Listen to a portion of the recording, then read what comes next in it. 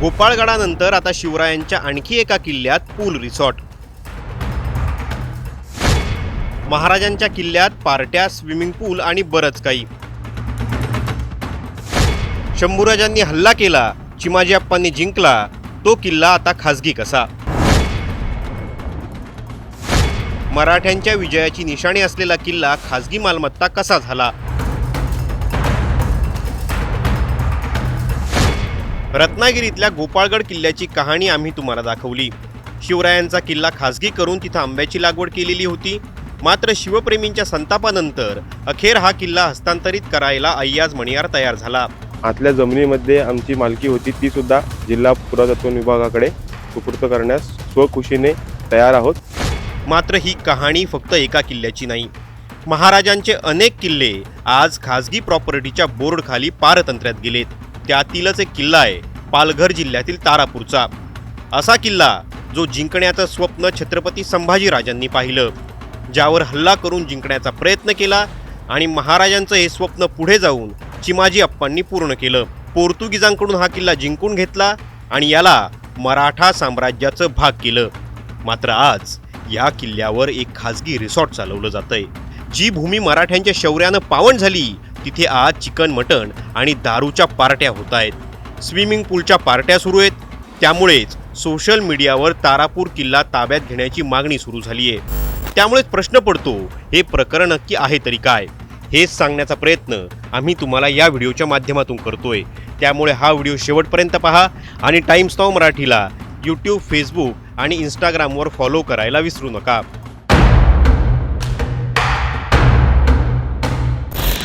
हे आहे किल्ल्याचं महाद्वार.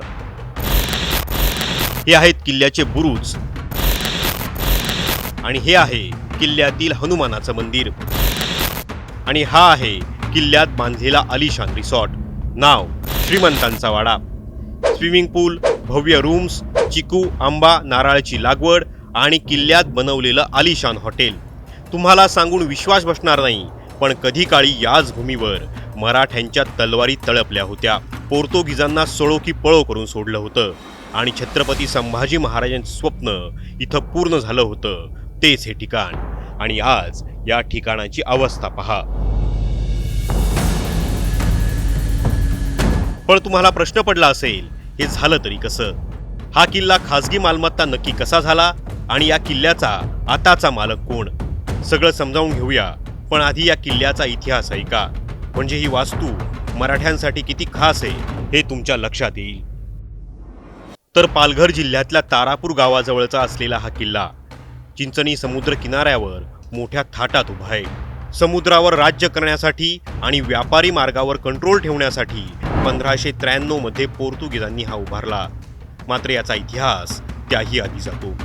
इसवी सन 1280 मध्ये राजा भीमाने हा प्रदेश इथल्या स्थानिक नायकांकडून जिंकून घेतला आणि त्यानंतर 1533 मध्ये पोर्तुगीज इथं आले. त्यांनी तारापुरात घुसून जाळपोळ केली आणि हा किल्ला जिंकला. या किल्ल्याचा वापर पोर्तुगीजांनी लष्करी तळ म्हणून केला. या गडाला 4 बुरुज होते, त्यातील आता 2च चांगल्या अवस्थेत आहे. गडाच्या आतल्या बाजूस गोड्या पाण्याच्या विहिरी होत्या. किल्ल्याच्या आत पोर्तुगीजांनी डॉमिनिक चर्च उभारलं, एक रुग्णालय तयार केलं. मोगल आणि हबशांनी हा किल्ला जिंकण्याचा प्रयत्न केला, मात्र त्यांना यश आलं नाही. या किल्ल्यावरून सुरत मार्गे मोठा व्यापार चालायचा. पोर्तुगीजांनी या किल्ल्याला राजधानी बनवलं. मराठा साम्राज्याचा पोर्तुगीजांना पहिला दणका. पोर्तुगीजांच्या या साम्राज्याला पहिला सुरुंग लावला तो छत्रपती संभाजी महाराजांनी. शिवरायांच्या मृत्यूनंतर मोगलांनी मराठा साम्राज्यावर हल्ले सुरू केले आणि त्याला साथ दिली पोर्तुगीजांनी आणि याचाच बदला संभाजी महाराजांनी कोकण पट्ट्यात काढला. फिरांगणावर मराठ्यांचे हल्ले सुरू झाले. पोर्तुगीज साम्राज्य खालसा होऊ लागलं. 1683 ते 1687 दरम्यान संभाजी महाराजांनी पोर्तुगीजांवर हल्ला केला. पालघरच्या आजूबाजूची गावं मराठ्यांनी खालसा केली, पण हा किल्ला काही जिंकता आला नाही. मात्र छत्रपती संभाजी महाराजांचं हे स्वप्न पुढे चिमाजी अप्पांनी पूर्ण केलं. 1739 मध्ये मराठा फौजांनी या किल्ल्यावर आक्रमण केलं आणि या किल्ल्याच्या तटाखाली सुरुंग पेरले. त्यामुळे किल्ल्याच्या तटाला खिंडार पडलं आणि मराठ्यांनी किल्ल्यात प्रवेश केला. त्यानंतर मराठ्यांच्या तलवारी याच मातीत तळपल्या. पुढे पेशवे काळात किल्ल्याची डागडुजी करण्यात आली. 1755ला रघुनाथराव पेशव्यांनी पुण्यातून पळ काढला तेव्हा ते याच किल्ल्यात आश्रयाला असल्याचं सांगितलं जातं. त्यानंतर 1818ला हा किल्ला इंग्रजांच्या ताब्यात गेला. आता येऊया तुमच्या मूळ प्रश्नाकडे. हा किल्ला खाजगी मालकीचा झाला तरी कसा आणि हा रिसॉर्ट कसा उभा राहिला? तर या किल्ल्यातील 5.5 एकराची ही जागा चोरगे कुटुंबाच्या नावावर आहे. याच कुटुंबानं किल्ल्यातील या जागेत श्रीमंतांचा वाडा नावानं रिसॉर्ट उभं केलंय. चोरगे कुटुंबाला ही जागा वंशपरंपरागत पद्धतीनं सांभाळायला आलेली. म्हणूनच प्रश्न पडतो, ही जागा मिळाली तरी कशी? तर तेही ऐका. जेव्हा हा किल्ला मराठ्यांकडे म्हणजेच पेशव्यांकडे आला तेव्हा या किल्ल्याची किल्लेदारी बाजी रेठरेकर यांना मिळाली. पण पुढं त्यांना युद्धात वीरमरण आल्यानंतर पेशव्यांनी या किल्ल्याची किल्लेदारी रेठरेकरांच्या भावाला दिली. त्यानंतर पेशव्यांनी हा किल्ला त्या काळचे प्रसिद्ध उद्योजक विकासजी मेहरजी यांना इनाम म्हणून दिला. मात्र त्यानंतर निजामाची जहागिरी मिळाल्यानं काहीच काळात विकासजी मेहरजी हैदराबादला स्थायिक झाले. त्यावेळी त्यांनी त्यातील काही जमीन शंकर गोकुळदास शाह यांना विकल्याचा दावा आहे. त्यानंतर शाह यांनी ही जमीन चिंचणीच्या कालिदास यांना वहिवाट पद्धतीनं कसण्यास दिली. त्यातीलच काही जमीन सफाळ्याच्या पाटील नावाच्या व्यक्तीलाही कसण्यास दिली. पुढे कालिदास वयोवृद्ध झाला आणि त्याने ही जमीन रघुनाथ मुकुंद चोरगे यांना 3,000 रुपयांना विकल्याचा दावा केला जातो. आणि याच रघुनाथ चोरगेंचे वंशज असलेलं चोरगे कुटुंब या जमिनीवर आलिशान रिसॉर्ट उभा करून पैसा कमवतोय. आता प्रश्न पडतो, राष्ट्रीय वारसा असलेल्या किल्ल्याची जमीन अशी विकता येते का? तर याचं सरळ उत्तर आहे नाही.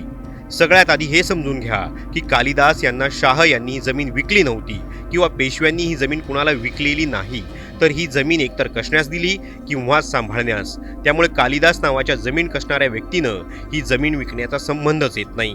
जरी आधी कसेल त्याची जमीन हा कायदा असला तरी स्वातंत्र्यानंतर राष्ट्रीय वारसा असणाऱ्या जमिनी सरकारनं ताब्यात घेतल्या.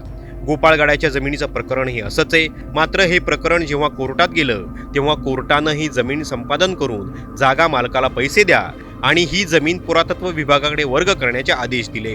जुन्या पद्धतीनं हस्तांतरित झालेल्या जमिनी या त्या प्रदेशाचा वारसा आहेत. त्या कुणाच्याही खासगी मालकीच्या होऊ शकत नाहीत. त्यामुळेच टाइम्स नाव मराठी प्रशासनाला आणि सरकारला काही प्रश्न विचारतंय, ज्याची उत्तरं शोधणं गरजेचं आहे. शिवरायांच्या किल्ल्यांवर अशा प्रकारचे खाजगी रिसॉर्ट चालवण्याला सरकार आणि प्रशासनाचा पाठिंबा आहे का? शिवरायांच्या किल्ल्यावरच्या खाजगी जमिनी ताब्यात घेऊन तिथं छत्रपतींचा इतिहास जागा केला जाऊ शकत नाही का? तारापूर किल्ल्यावरचं रिसॉर्ट सरकार ताब्यात घेणार की अशाच मटण दारूच्या पार्ट्या तिथं होत राहणार?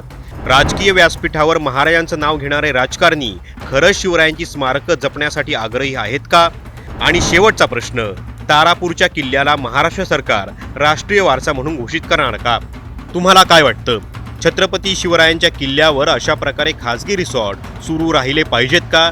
आणि शिवरायांचा हा किल्ला खाजगी मालमत्ता असू शकतो का? तुमचं मत आम्हाला तुमच्या गावाच्या नावासह कमेंट करून नक्की सांगा. याशिवाय तुमच्याकडेही महाराजांच्या किल्ल्यांवर असे काही प्रकार होत असतील तर कमेंट बॉक्समध्ये डिटेल प्रकरण नक्की कळवा. आणि अशाच माहितींच्या व्हिडिओसाठी पाहत रहा टाइम्स नाव मराठी.